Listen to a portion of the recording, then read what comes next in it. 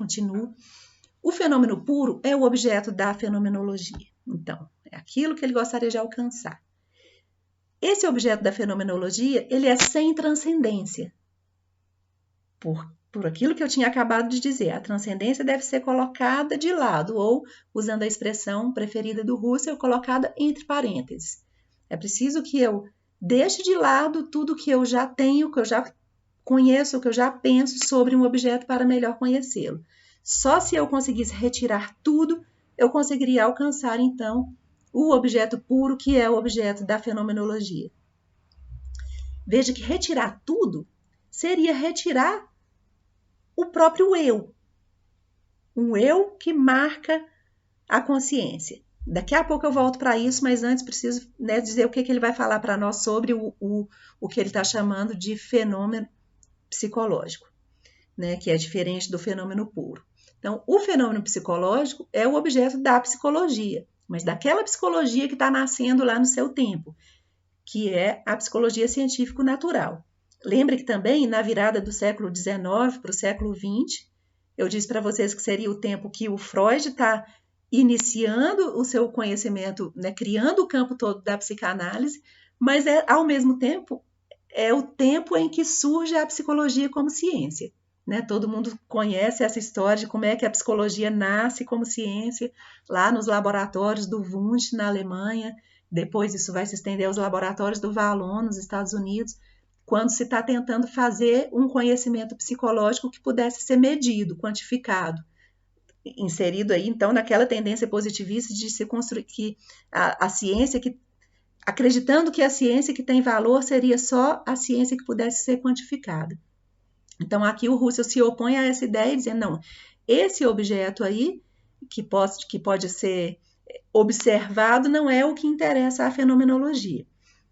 Esse objeto da psicologia científico-natural diz respeito a uma percepção que ela é observada, ela é um objeto da introspecção, ela é um fato psicológico. Ainda há aqui, mesmo a gente falando em introspecção, em descrição das percepções internas, mas essa ideia ainda se baseia na expectativa, né, na esperança de uma observação direta, como se o eu observador pudesse se separar da própria percepção e dizer, então, dessa percepção como um objeto separado desse eu que observa. Então, o Husserl aqui vai dizer, não, não é disso que se trata, eu sei que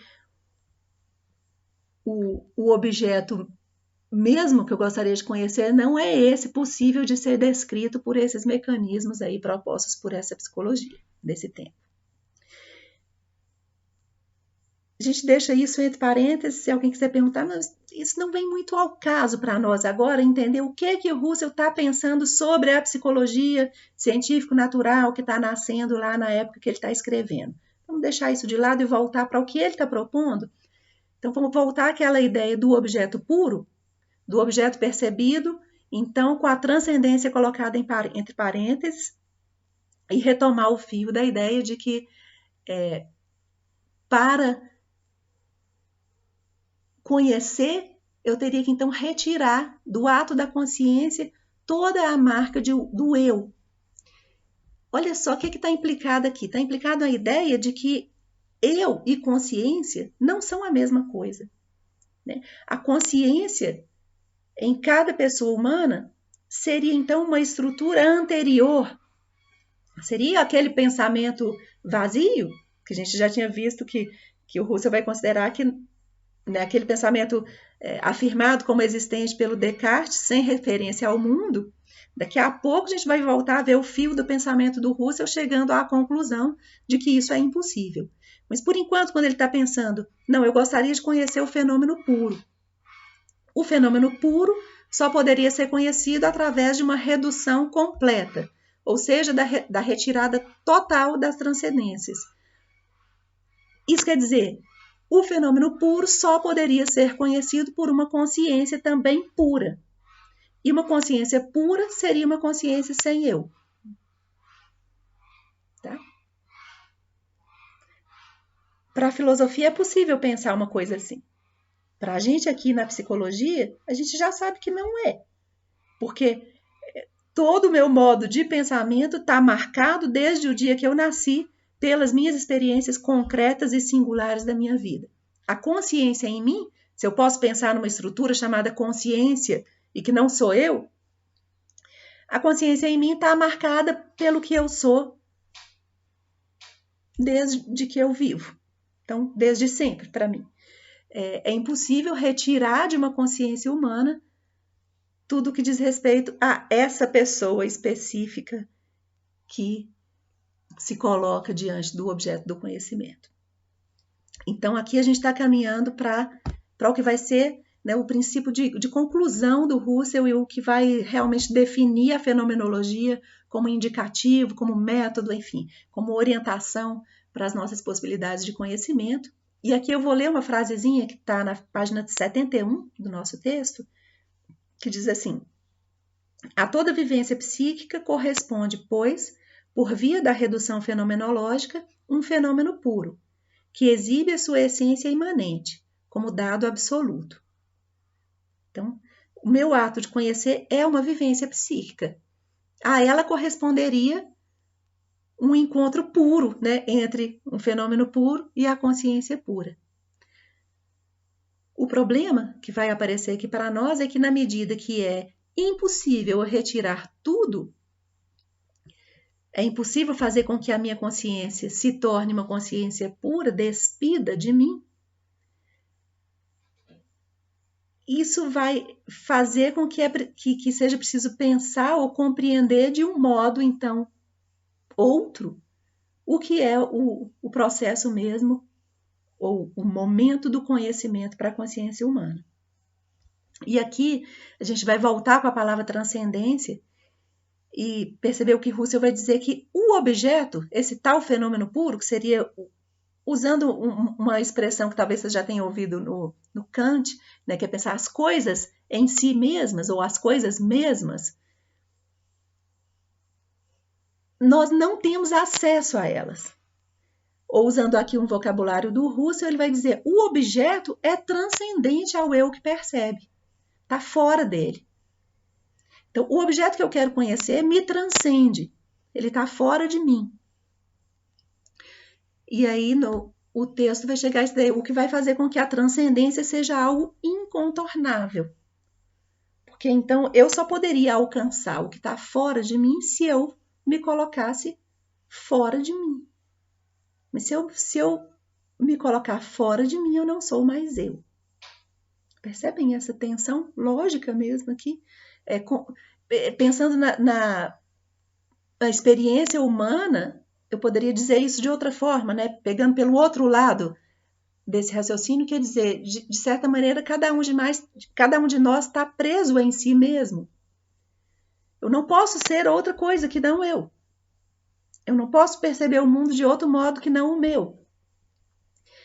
Se eu pudesse me lançar absolutamente para fora de mim, a ponto de me encontrar lá com um objeto que me transcende, eu já não seria eu. Eu também teria me tornado um objeto que me transcende. Por isso ele vai chegar a essa conclusão. A transcendência, então, é algo incontornável. Todo momento de conhecimento vai ter implicado nele próprio algum nível de transcendência. Que seja uma marca mínima desse eu, o meu eu marca a consciência em mim, e a gente não vai abandonar a ideia de que quanto mais for possível fazer a redução, quanto mais eu puder me despir dos conhecimentos anteriores antes de conhecer uma coisa, mais próximo eu chego da possibilidade do conhecimento, mas está ficando claro aqui então que esse tal conhecimento puro almejado pelo Husserl não se dá. Tá? Ele é impossível para nós. E nós só conhecemos o conhecimento que é possível para nós, né? Tudo que nós podemos falar, e nós que eu estou dizendo, é o ser humano, é a humanidade, a gente só pode falar do que nos é possível. Então, se a transcendência é incontornável, ela tem que ser compreendida de outra maneira. E aí vai aparecer uma palavrinha chave, aqui ele vai dizer assim, uma coisa mais ou menos do tipo, a anotação que eu fiz diz assim, a transcendência, se ela não faz parte do fenômeno, ela, pelo menos, a gente pode dizer que a transcendência está no fenômeno intentada. Aparece esse verbo intentar, e que a gente, mais para frente, em outras obras, o Husserl vai usar a palavra intencionalidade. E essa é uma palavra-chave fundamental para entender mesmo a fenomenologia, muito usada dentro da psicologia. Então, nesse momento, quando a gente vamos voltar para como essa palavrinha apareceu. A consciência não está lá no objeto, não absolutamente, não em realidade concreta, mas ela está lá na forma da intenção. E aqui outro pequeno parêntese, intenção aqui não tem o sentido que comumente a gente dá para essa palavra, tá? Intenção não é objetivo, não é dizer assim como quando a gente fala fulano não teve a intenção de fazer o que ele fez, né? Quando numa frase dessa a palavra intenção está se referindo ao objetivo, ao que a pessoa realmente gostaria de fazer. Então, não é disso que se trata aqui na fenomenologia, tá?